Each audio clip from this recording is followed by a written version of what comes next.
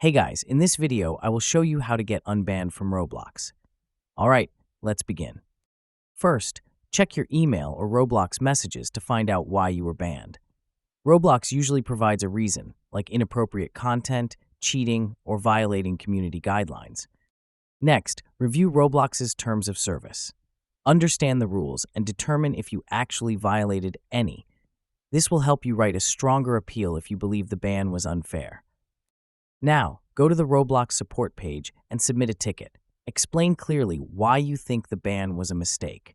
Be polite, respectful, and provide as much detail as possible. If you have any evidence, like screenshots or chat logs, include them in your message. Once you've submitted your appeal, wait for Roblox to respond. The review process can take a few days to a couple of weeks. Keep checking your email for any updates. Finally, if you're unbanned, make sure to follow the rules. Avoid using inappropriate language, do not cheat, and respect others in the community. Staying within the guidelines will help you avoid future bans and keep your account safe. So that's basically how you can get unbanned from Roblox.